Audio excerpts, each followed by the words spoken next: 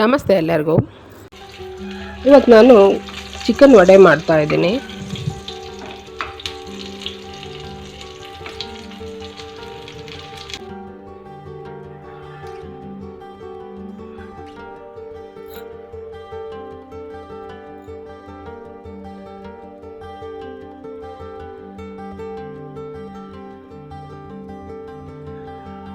Chicken vada ಮಾಡೋದಕ್ಕೆ ಬೆಳ್ಳುಳ್ಳಿ, ಶುಂಠಿ ಮತ್ತು ಹಸಿಮೆಣಸಿನ್ಕಾಯಿನ ಮಿಕ್ಸಿ ಮಾಡ್ಕೊತೀನಿ.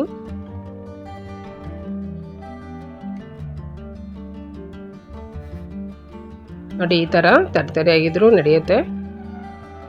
ಆಮೇಲೆ ಚಿಕನ್ ತೊಗೊಂಡಿದ್ದೀನಿ. ನೋಡಿ, ಇದು ಬೋನ್ಲೆಸ್ ಚಿಕನ್ನು.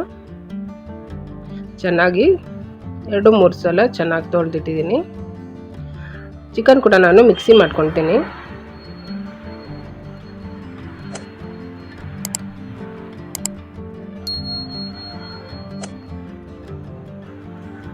ನೋಡಿ, ಈ ಥರ ಮಿಕ್ಸಿ ಮಾಡಿದ್ದೀನಿ. ತುಂಬ ನೈಸ್ ಆಗಬೇಕಂತ ಇಲ್ಲ, ಸ್ವಲ್ಪ ತರಿಯಾಗಿದ್ದರೆ ಸಾಕು.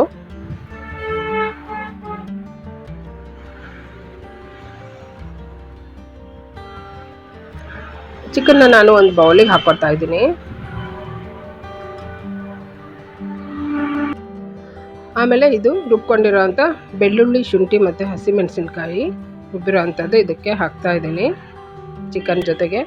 ಮತ್ತು ಸ್ವಲ್ಪ ಗರಂ ಮಸಾಲ ಪೌಡರ್ ಹಾಕ್ತಾಯಿದ್ದೀನಿ. ಆಮೇಲೆ ಕಡಲೆ ಹಿಟ್ಟು ಅಂದರೆ ಬೋಂಡಾ ಬಜ್ಜಿ ಮಾಡ್ತೀವಲ್ಲ, ಅದು ಕಡಲೆ ಹಿಟ್ಟು 1-2 ಸ್ಪೂನ್ ಹಾಕ್ತಾಯಿದ್ದೀನಿ. ಮತ್ತು ರುಚಿಗೆ ತಕ್ಕಷ್ಟು ಉಪ್ಪು, ಅರಿಶಿನ, 1 ಮೊಟ್ಟೆ ಹಾಕ್ತಾಯಿದ್ದೀನಿ.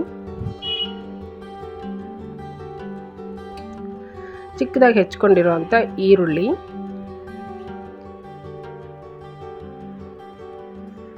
ಮತ್ತು ಕೊತ್ತಂಬರಿ ಸೊಪ್ಪು, ಇದಷ್ಟನ್ನು ನಾನು ಸರಿಯಾಗಿ ಮಿಕ್ಸ್ ಮಾಡ್ಕೊತೀನಿ.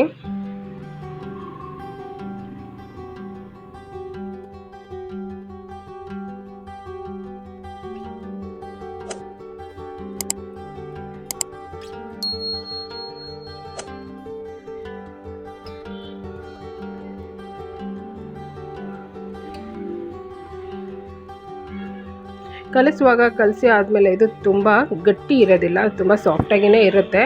ಬಟ್ ಇದು ಫ್ರೈ ಮಾಡಿದಾಗ ಇದು ಸರಿಯಾದ ಹದಕ್ಕೆ ಬರುತ್ತೆ.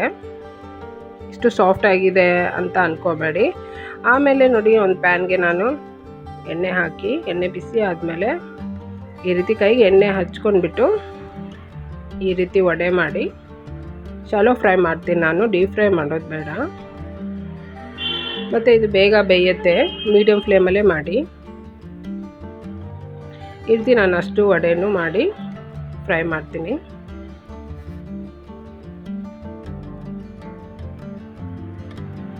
ತುಂಬ ಚೆನ್ನಾಗಾಗುತ್ತೆ ಚಿಕನ್ ವಡೆ.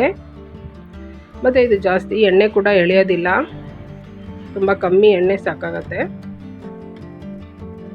ಈ ರೀತಿ 2 ಕಡೆ ಫ್ರೈ ಮಾಡಿ.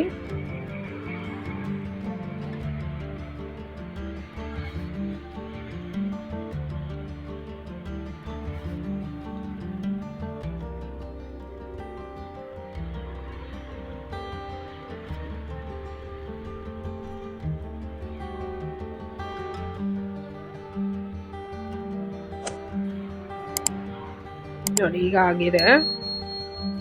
ನೋಡಿ, ಎಣ್ಣೆ ಸ್ವಲ್ಪನೂ ಎಳೆಯಲ್ಲ, ಹಾಕಿರೋ ಎಣ್ಣೆ ಹಾಗೆ ಇದೆ. ನೋಡಿ, ತುಂಬ ಎಣ್ಣೆ ಬೇಕಾಗಲ್ಲ ಇದಕ್ಕೆ. ಮತ್ತು ಫಟಾಫಟ್ ಅಂತಲೂ ಮಾಡ್ಕೋಬೋದು, ತಿನ್ನೋದಕ್ಕೆ ತುಂಬ ರುಚಿಯಾಗಿರುತ್ತೆ.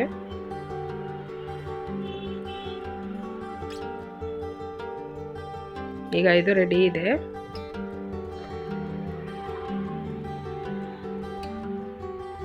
ನೋಡಿ, ಇದೇ ಥರ ನಾನು ಅಷ್ಟು ವಡೆನೂ ಮಾಡ್ಕೊತೀನಿ. ಸ್ವಲ್ಪ ಎಣ್ಣೆಲೆ ನಾನು ಅಷ್ಟು ವಡೆ ಕೂಡ ಮಾಡಿ ಮುಗಿಸ್ದೆ.